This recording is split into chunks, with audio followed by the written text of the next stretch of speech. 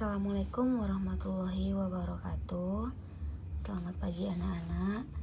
Kita mulai pelajaran minggu ini. Kita masuk ke dalam bab 7, yaitu tentang garis dan sudut. Yang A, hubungan antara titik, garis, dan bidang. Nah, ini ada di buku paket kalian ya, cuma sudah ibu rangkum. Beberapa istilah atau sebutan yang tidak memiliki definisi atau undefined terms antara lain. Yang pertama ada titik, yaitu contohnya titik A. Nah, yang kedua ada garis, contohnya di sini sudah ibu tuliskan garis G, ada titik R dan titik S. Nah, yang ketiga ada bidang. Ini ada sebuah bidang alfa.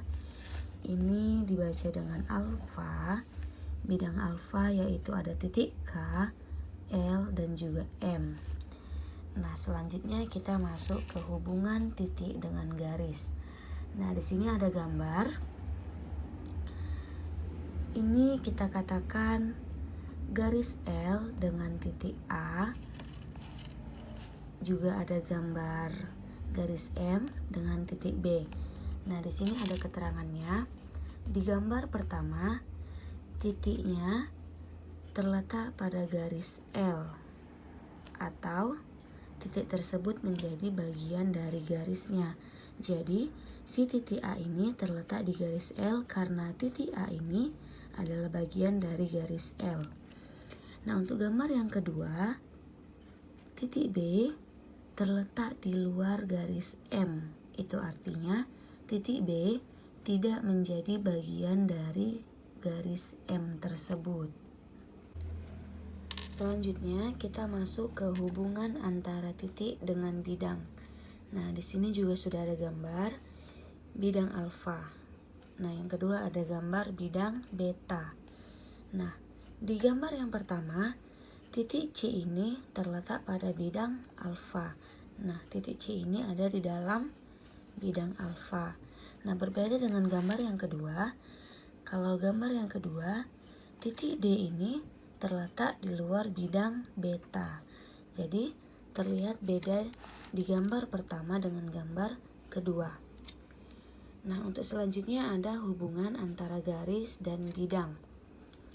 Yang pertama, garis terletak pada bidang. Ini contohnya. Nah, garis L ini terletak di dalam bidang alfa. Nah, untuk yang kedua, garisnya tidak terletak pada bidang. Ini dia contoh gambarnya. Garis L letaknya di luar bidang alfa, seperti ini. Nah, untuk gambar yang ketiga atau keterangan yang ketiga, garisnya menembus atau memotong bidang. Contoh gambarnya, bidang alfa, garis L-nya menembus atau memotong bidang alfa. Garisnya dia seperti ini, memotong. Jadi cukup terlihat jelas perbedaan antara gambar 1, gambar 2, dan juga gambar 3. Nah, selanjutnya ada titik-titik segaris. 2 titik atau lebih dikatakan segaris jika titik-titik tersebut terletak pada garis-garis yang sama. Istilah titik segaris bisa disebut dengan kolinear. Nah, ini ada contoh gambarnya. Titik A dan titik B terletak pada garis yang sama, yaitu garis L. Titik A dan titik B terletak di garis yang sama, di garis L. Itulah dia dikatakan dengan titik-titik segaris. Nah, selanjutnya ada titik-titik sebidang. 2 titik atau lebih dikatakan sebidang jika titik-titik tersebut terletak pada bidang yang sama. Untuk istilah titik-titik sebidang disebut dengan koplanar. Nah, contoh gambarnya, ini ada sebuah bidang beta di mana titik C dan titik D-nya terletak di dalam bidang beta atau terletak di dalam bidang yang sama. Nah, itu dikatakan dengan titik-titik sebidang. Nah, selanjutnya ini ada gambar Gambar 1, gambar 2, gambar 3 lengkap dengan penjelasannya. Nah, untuk yang pertama, garis yang melalui titik A dan B, garis yang melalui titik A dan titik B disebut garis AB. Dinotasikan dengan gini contoh notasinya. AB di atasnya ada garis dan juga ada tanda panahnya di kanan dan di kiri. Tanda panah pada kedua ujung AB artinya dapat diperpanjang sampai tak terbatas.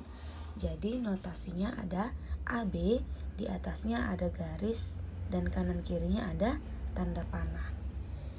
Nah, untuk gambar yang kedua disebut dengan ruas garis AB atau disimbolkan dengan AB dengan garis lurus aja, nggak ada tanda panahnya seperti gambar yang pertama tadi. Gambar tersebut adalah ruas garis atau bisa disebut dengan segmen AB, disimbolkan dengan AB garis lurus di atasnya, dengan titik A dan B merupakan titik ujung ruas garis AB. Jadi titik A dan titik B ini merupakan titik ujung ruas garis AB. Segmen AB, ini dibaca segmen AB ya. Segmen AB merupakan bagian dari garis AB. Ini garis AB seperti gambar yang di atas tadi. Ini dia, segmen AB. Nah, untuk gambar yang ketiga, ini kita baca dengan sinar AB atau simbolnya AB garis lurus di atas, tanda panahnya satu aja. Kalau tadi gambar yang pertama tanda panahnya kanan dan kiri, nah gambar yang kedua nggak pakai tanda panah. Kalau gambar yang ketiga tanda panahnya cukup satu aja. Nah, titik A ini sebagai titik pangkal dari sinar AB. Gambar tersebut adalah sinar garis AB, disimbolkan dengan AB garis lurus tanda panahnya sebelah aja, yang memiliki titik pangkal A dan tidak memiliki ujung.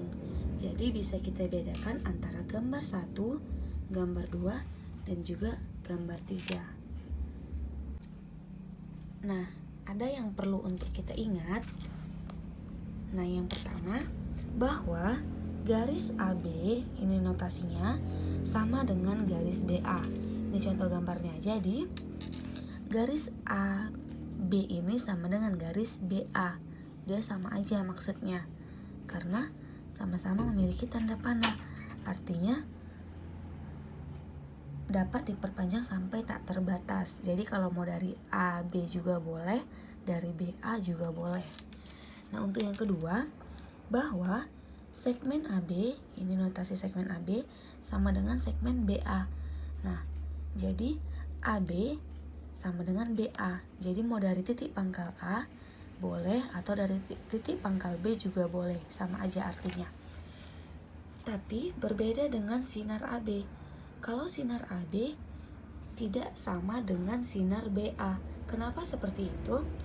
Karena dalam sinar AB ada satu tanda panahnya, artinya di tanda panah ini boleh diperpanjang sampai tak terbatas. Artinya sinar AB ini memiliki titik pangkal di A, AB. Nah, kalau kita bilang sinar BA, artinya titik pangkalnya di B. Itu tidak boleh, sementara tanda panahnya mengarah ke sebelah sini. Nah, jika titik C terdapat di antara titik A dan B, maka sinar CA dan sinar CB merupakan dua sinar yang berlawanan. Nah, katanya jika titik C ini terletak di antara titik A dan juga titik B, maka sinar C ke A dan sinar C ke B merupakan dua sinar yang saling berlawanan. Selanjutnya kita akan masuk ke bagian B, yaitu kedudukan dua garis. Nah, untuk lebih mudah memahaminya, kita perhatikan gambar yang sudah Ibu tulis. Di sini ada garis K dan juga garis L dan juga ada titik P. Nah, keterangannya, titik P merupakan titik potong yang terbentuk dari dua garis L dan juga garis K. Nah, titik P ini merupakan titik potong. Jadi antara garis K dan garis L ini ada titik potongnya, yaitu titik P. Nah, untuk gambar yang kedua ada garis K, garis L, dan juga garis M. Dan ada juga titik potongnya di titik P. Nah, keterangannya, titik P merupakan titik potong terbentuk dari 3 garis, yaitu garis K, garis L, dan juga garis M. Pada gambar pertama, terdapat 4 daerah yang terbentuk oleh hasil perpotongan garis K dan L. Katanya terdapat 4 daerah yang terbentuk. 4 daerah, yaitu daerah pertama, daerah kedua, daerah ketiga, dan daerah keempat. Nah, pada gambar yang kedua menghasilkan 6 daerah yang terbentuk oleh hasil perpotongan ketiga garis tersebut, yaitu garis K, garis L, dan juga garis M. Terbentuk 6 daerah. Daerah pertama, daerah kedua, daerah ketiga, daerah keempat, daerah kelima, dan juga daerah keenam. Nah, lanjut. Berikut gambar yang menjelaskan tentang sifat-sifat garis saling sejajar pada suatu bidang. Nah, yang pertama ada gambar A dan juga B, ada garis A dan garis B, di mana yang garis B-nya ada titik K. Melalui sebuah titik K di luar garis A hanya dapat dibuat tepat satu garis yang sejajar dengan garis A. Nah, untuk gambar yang kedua, jika garis C, ini dia garis C, memotong A dan sejajar A dan B, ini dibaca A sejajar B, maka garis C juga pasti memotong garis B. Nah, untuk yang ketiga, jika garis A sejajar dengan B dan B sejajar dengan C. Nah, jika garis A sejajar dengan B dan B juga sejajar dengan C, maka A dan C-nya juga pasti sejajar karena mereka bertiga sama-sama sejajar.